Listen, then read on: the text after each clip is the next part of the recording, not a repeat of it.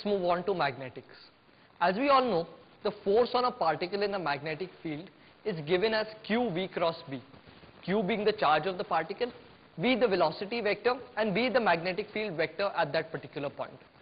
The cross product is calculated according to the right hand rule. Therefore, think about this question: what will be the work done by a magnetic field? Since the force works on qv cross b, it would be perpendicular to both the velocity vector as well as the magnetic field vector. If it is perpendicular to the velocity field vector, this means that it is perpendicular to the direction of displacement. That is, the dot product of the force with the displacement vector will in effect be 0. Therefore, the magnetic field never does any work. Make sure that you remember this. Also be sure of the directions of quantities like force, current, field, etc. Because of the cross product, one often makes mistake in the signs. Be sure to avoid. Remember that the force on a current loop in a magnetic field will be 0 if the field is uniform. However, if the field is non-uniform, it can well be different, and a resultant force may apply when we add up all the individual force vectors. What is the origin of an induced EMF? A changing magnetic field causes a potential difference in a loop. This is the induced EMF. We have self-induction as well as mutual induction. This happens when you have two conductors, a changing magnetic field, and they tend to induce charges in each other. The polarity of an induced EMF is such that it always tends to produce a current that creates a magnetic field to oppose the change in magnetic field that creates it. Let's go over that once again. You have a changing magnetic field. This produces a certain current. The current that is produced tends to create a magnetic field which has opposed the original current. That is, the EMF produces a current that opposes its own source. This is related to the concept of inertia. What are the important things to do in this chapter? Understand these concepts of induced EMF and self and mutual induction well. They're extremely important and extremely intricate, and many good sums may be solved on this. Practice a lot of problems. Make sure that you get the answers right and the signs right. Sign mistakes are one of the most common ways of getting a question wrong in this particular chapter. Find the initial parameters of the circuit and make sure you get the right final parameters of that circuit.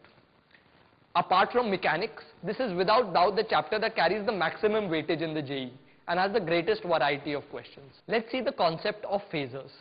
This helps simplify a lot of the questions that we do in electricity and magnetism. Since current and voltage are both sinusoidally varying quantities, they can be represented as a rotating vector to ease calculation. What is the magnitude of this rotating vector? It is equal to the peak value of the voltage or the current, whatever the respective quantity may be. It rotates around the origin at the frequency of the current or voltage.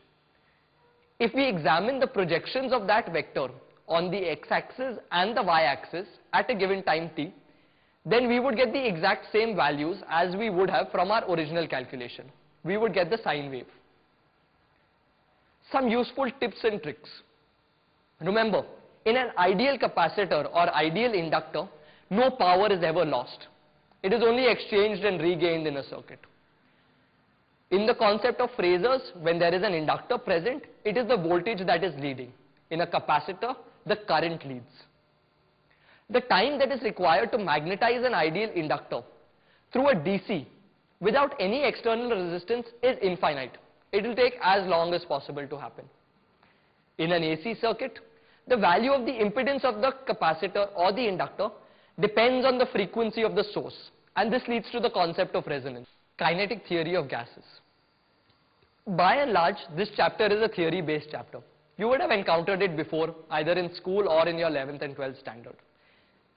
Basically, the kinetic theory of gases deals with the motion of those particles that we say constitute a gas.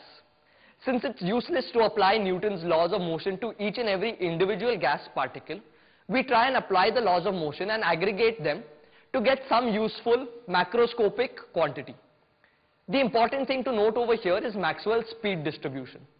While the derivation will not be asked to you in any examination since it is rather involved, you should be clear conceptually about how it is derived and what it relates to. There are many different values that are relevant here. The maximum likelihood of speed, the largest number of particles that will be associated with a particular speed, and the various other averaged quantities that are related. Read the theory. The problems in this chapter are generally formula based and easy to solve. Make sure that you understand the concepts and that you know their formula.